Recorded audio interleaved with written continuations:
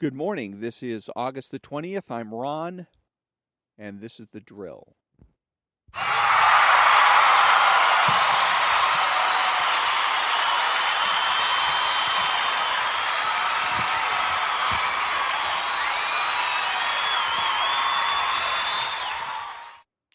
And thank you very much. This is Ron, your host, the only true conservative in the United States of America, because I'm the only one that makes the presumption for the status quo.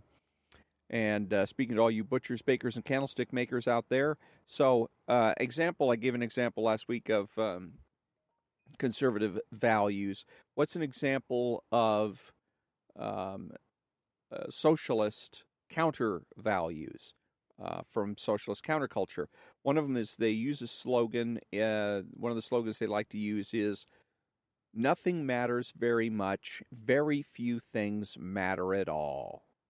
Uh, and that's one of their because they have the malevolent universe premise going on. They pretend that the universe is scary, it's unknowable, it's unstable, and so in that kind of an environment, um, perhaps that would be that statement that nothing matters very much would be correct, but it isn't. It's a we do have a benevolent universe, and things can be known with certainty, and so lots of things matter and matter very much. Your family and just all kinds of things. The pursuit of happiness, if nothing else, matters a whole lot. With their philosophy, you may as well just go into a closet somewhere and, you may as well just end it all, top yourself, as they say in England. So, and as far one of their values is also is materialism, or one of the expressions of their metaphysical expressions is materialism, and the idea that concepts do not um, do not matter and really don't exist, and the only thing that exists is the that which is tangible, that which you can touch and feel. So an expression of that um, is live for today, for uh, tomorrow isn't guaranteed. Or another way of putting it is that I saw the other day is yesterday is gone, tomorrow isn't here yet, so all you have is today. Or another one is live for the moment, and that's very materialistic because you can sense and feel and hear and touch and whatever today. But again, yesterday is a concept, tomorrow is a concept. So the only thing fully real to the left is today. Also, the problems with that is there's ethical issues. You're going to live for today, and you're not going to concern yourself with the consequences of your actions. Are you acting in an ethical or moral manner? If you're not concerned about the consequences not only for yourself but for other people. And the answer would obviously be no, you're not. You're getting into the might makes right and the ends justify the means situation. So remember, if you're out promoting those kinds of theories, you're promoting left wing and socialistic countercultural ideas. And if you're going to claim to be a conservative and you want to be a conservative, you need to knock it off and get with the program. So, don't. Rule number one: if you can't do anything else as a conservative, don't spread the disease. Okay, cultural trends come and go, and most of them are designed by the left, and they're designed to convert people and to convert people without their really realizing or that they're being converted, that they're being politically manipulated. Because if you can get people to change their cultural attitudes, then their political attitudes aren't far behind. So don't spread the disease, um, and don't just go along with these things. Think about them and what they really mean. So Um, there is tomorrow, there is yesterday, and there is today. So, and you live your life today learning from what you did yesterday and trying to improve your life for tomorrow. So, when I come back, I'm going to be talking a little bit about Rush Limbaugh and his show from Friday.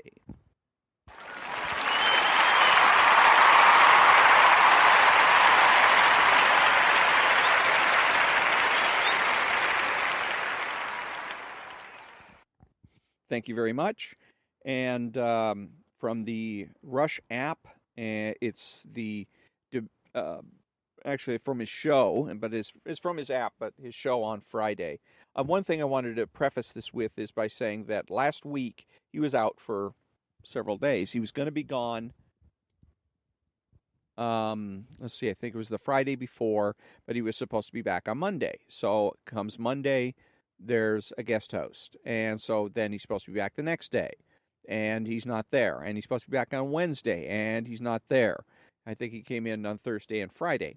And it's like I have said, and now he comes back in and says, well, I had some kind of an issue with my throat and, wasn't working correctly. And I'm sure that was the case. The question, the issue to me is why he's having problems with his throat, and I think it's stress. And I think that he is burning out, and he doesn't have to, he shouldn't. But again, is because he spends way, way too much time addressing issues he doesn't need to bother with, that he could just dismiss.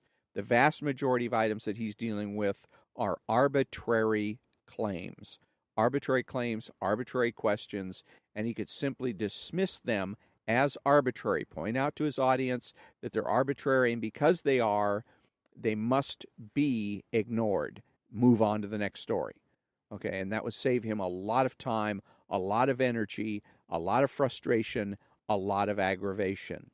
And I'm sure it's part of the left's strategy to wear down conservatives in general is just keep peppering people with arbitrary complaints and hoping that the conservatives are going to go ahead and address those, and eventually conservatives will start getting burned out. They're going to get sick and tired of having to go over this stuff over and over and over and over again, and they will fall by the wayside of their own by quitting or excessive absences in the case of Rush Limbaugh. So again, he doesn't have to be under that much stress. He doesn't have to have take time off for these kinds of situations. Change the way he's doing handling the content of his show, and things will be a lot less stressful for him, and he'll be handling it correctly. He'll be handling things correctly. Right now, when he's addressing something that is, because let me emphasize that if you are answering an arbitrary question or you're addressing an arbitrary claim, Donald Trump is a misogynist. That's one you hear on a regular basis. Well, you got to ask yourself, what evidence do they have for that? Okay, if they don't have any evidence for it, then it must be ignored. It's not optional. Let me say it again. It is not optional to ignore an arbitrary claim, because to acknowledge an arbitrary claim gives it power. Okay? To acknowledge an arbitrary claim validates it. Somebody calls you a racist, and you say, wait a minute, but I've got black friends, and I'm blah, blah, blah, blah. All you're doing is making yourself look like somebody who's a racist that's trying to get away with it. Don't do it.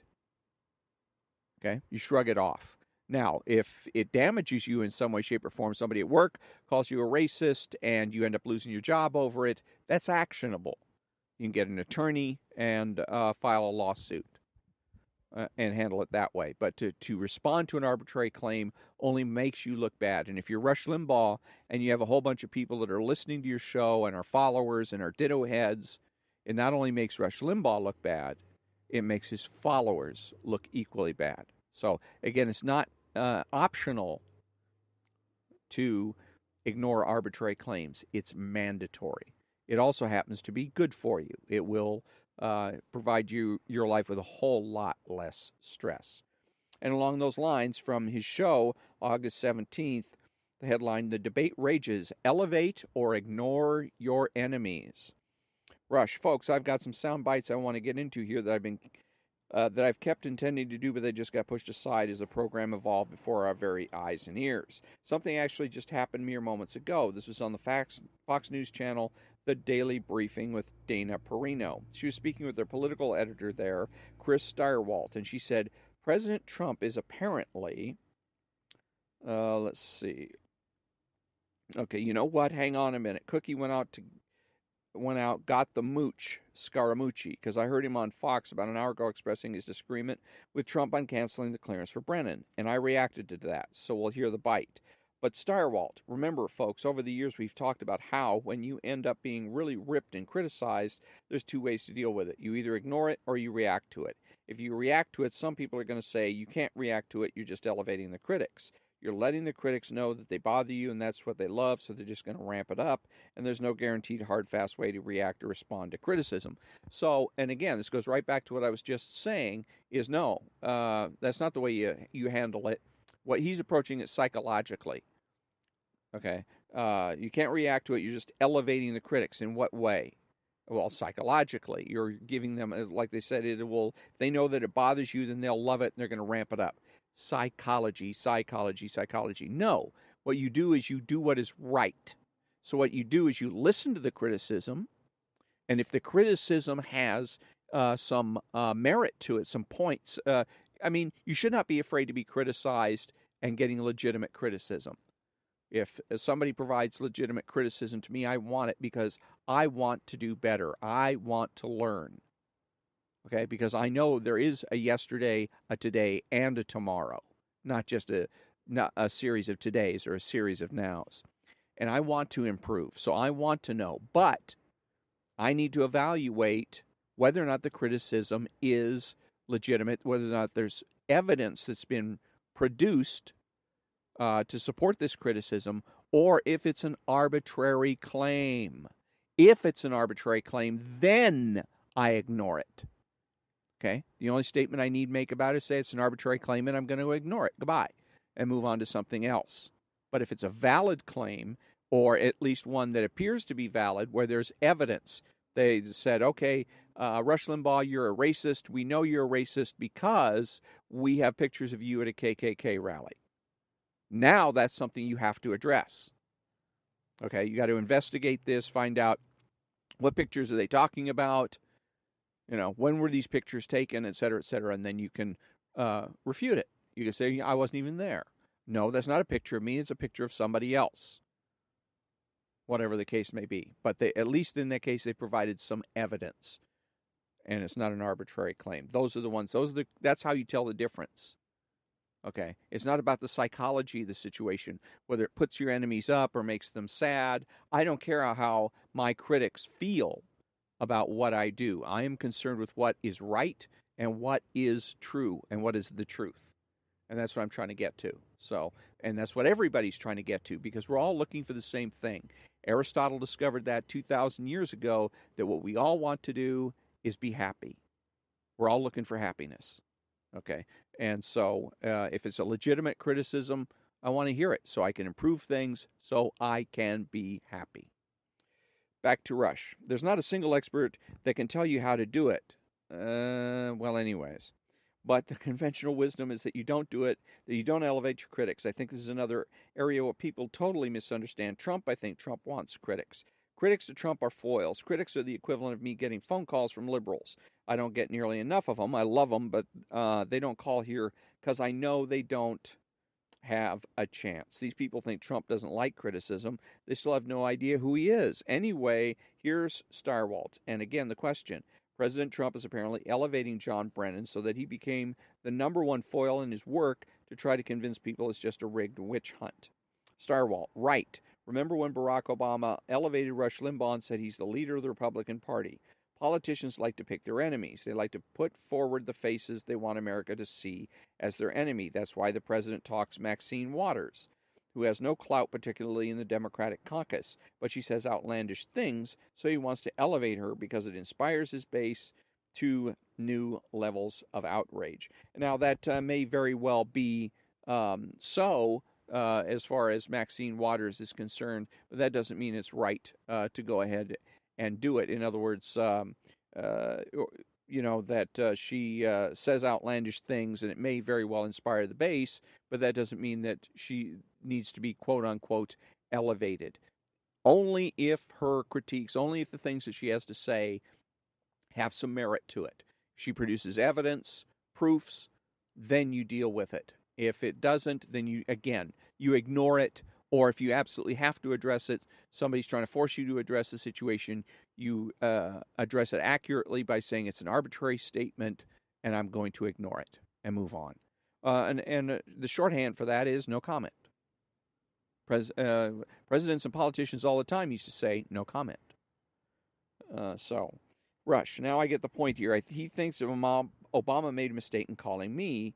The biggest time that I'm aware that Obama called me out was 2 weeks after he won. He had a meeting with congressional leadership in the White House, and he said to the Republican leaders in the House and the Senate, paraphrasing, by the way, you guys have to stop listening to Rush Limbaugh. It's just not how things work in this town. You've got to stop doing that. And 2 weeks later, I had a meeting with John Boehner, who was the speaker at the time. Boehner said to me, I can't understand why he would do that.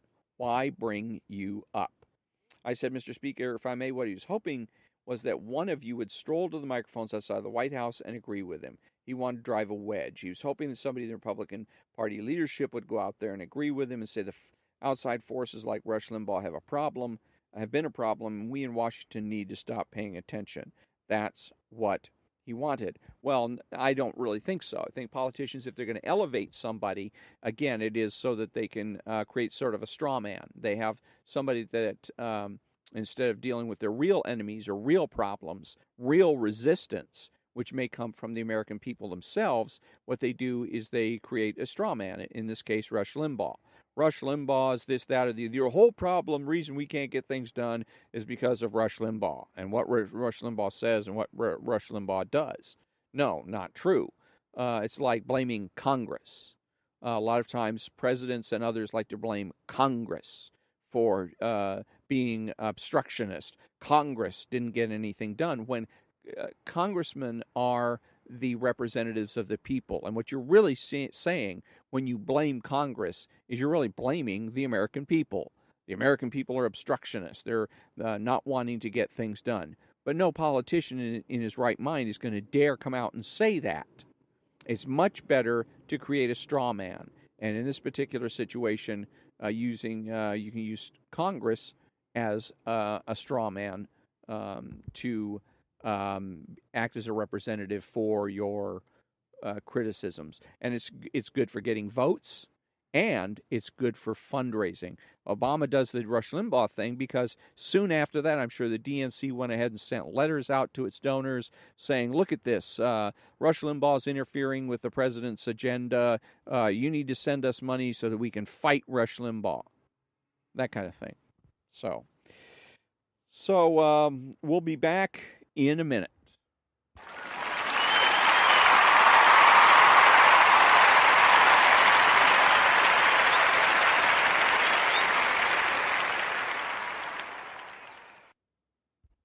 Thank you. I'm back, and there's another little piece of the transcript here from a show on Friday that I wanted to deal with as well, because I'm sure there's a lot of people that are thinking about this.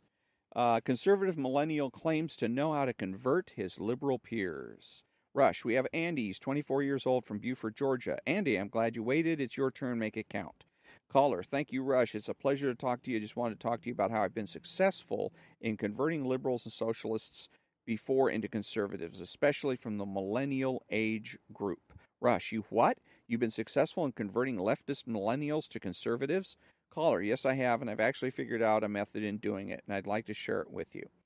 Okay, so I'll break in transcript here. Let me see. Okay. Let's see. Okay, Rush. Cool. Okay, I'm intrigued. So, how many people would love to know how to do this? And they've turned to me for advice. I've got my own theories, but how have you done it? Caller, all right. So when you up to them, when you begin to talk to them about these issues and things like that, you need to approach them without any logic and without any rationale. You need to approach them with emotion, and you need to resonate with them. Rush, okay, let's do this using an issue. Give me an issue. Caller, okay, so for example, like in socialism, the whole thing about the rich give away to the poor and socially distribute money back into the community, right? Rush, okay, that socialism works. That kind of thinking leads to prosperity. You've convinced them it's not true. Yes. Rush, okay, good, good. And another break in the transcript. Rush, let's see. Okay, so how long Rush asks how long it takes to actually get these people converted. Caller, all right, so I'll say it takes about 6 months. It's a long process. Rush, 6 months, okay, half a year. So the issue I think for a lot of people is what do I do about the lefties in my life, the people that I work with, the people, my friends and family, and all that that happen to be on the left? How do I convert them? How do I get them to become a conservative? And the answer is you don't. I'll say it again. You don't. So the caller to Rush Limbaugh was absolutely wrong. And Rush Limbaugh was wrong for not pointing it out to him that he has no business converting them. We're conservatives. And what conservative means is that we make the presumption for the status quo. Further, that means that we don't have to prove anything. I don't have to demonstrate anything to anybody. It is the people that want change that need to prove to me. It is the socialists that have the burden of proof, always. Okay? It is the socialists that need to proselytize. It is the socialists that need to do the converting and conversion. As a Republican, as a conservative, we don't bother with that. Okay? If you're going to convert anybody, the only people you want to talk to along those lines are the alleged moderates, alleged Republican moderates. Understand that there is no such thing as a moderate. Doesn't exist. A moderate is simply a lefty pretending to be a Republican. John McCain, Lindsey Graham, etc.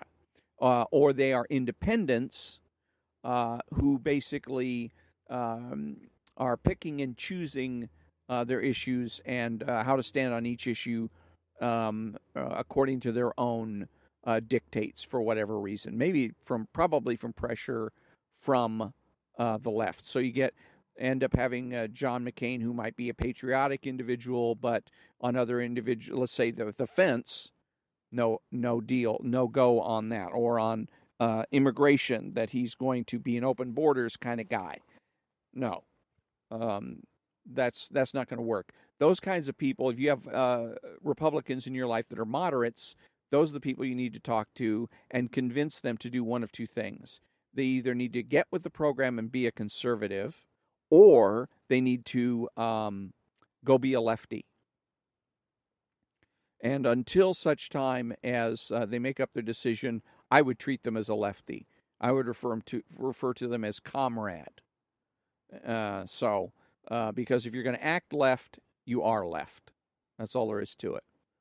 And the left likes to say that they're going to empower people. One of the ways they can empower people is by telling them, well, you can identify yourself. You can defy reality. If you're a man, but I don't feel like being a man today, I'm going to be a woman. You can do that according to the left. No, according to reality, according to what's normal, no, you can't. You are who you are. You're born a man, you're a man. You're born a woman, you're a woman. Now, after you've had gender reassignment surgery and a doctor declares you to be man or woman, fine. But other than that, you are who you are, according to what's real, not according to your psychology, not according to how you feel, but according to reality. So, but again, proselytizing is basically out as far as the left is concerned. The way that the left is going to come around to being a conservative, because another way of putting conservative is normal. We're the normal folks. Okay, it is the people on the left that are the abnormal folks. And if you doubt it, look at some of the headlines today. Look at the newspapers, read and listen to the radio, watch TV about what these people on the left are doing and how they're acting. So, but it's being normal. And what's going to happen, the way you do it is you simply stand your ground as a conservative. So all you need to do is just stand your ground. They're going to try to manipulate you psychologically.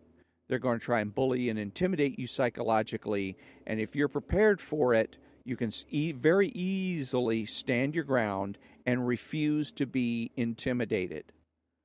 Okay, now eventually what this is going to happen is these lefties will realize they have no power. Okay, the power that was promised to them by the Democratic Party does not exist.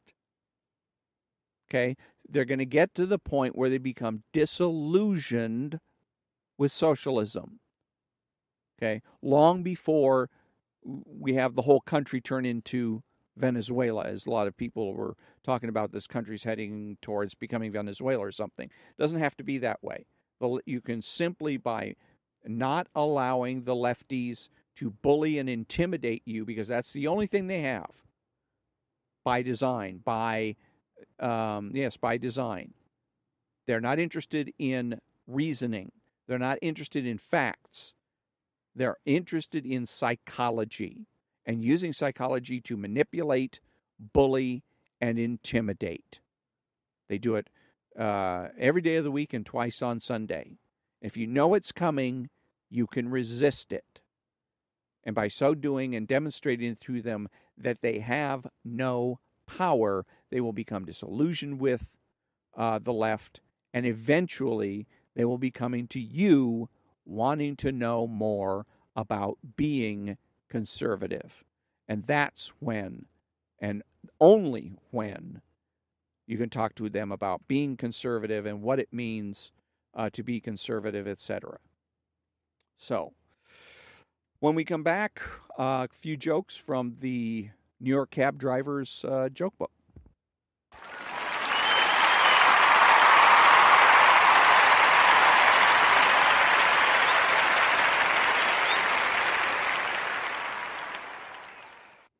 Thank you very much. The New York City Cab Driver's Joke Book by Jim Peach. He is an actual New York City cab driver. So let's see what we got here. Oh, yeah. Here we go. Did you hear about the two gay Irishmen, Gerald Fitzpatrick and Patrick Fitzgerald? A born and bred New Yorker is in London. He is sitting by the Thames, taking in the sights, when a very proper English gentleman walks by. "Excuse me, mister," says the New Yorker, "but can you tell me if that's the Tower of London I'm looking at?" "Sir," says the Englishman, "it is very improper to end your sentence with a preposition. Now, if you would care to rephrase the question, I would be glad to answer it for you." Okay," says the New Yorker. "Can you tell me if that's the Tower of London I'm looking at, you asshole?" And on that note, we end another episode of The Drill. Thank you very much for listening, and have a great day.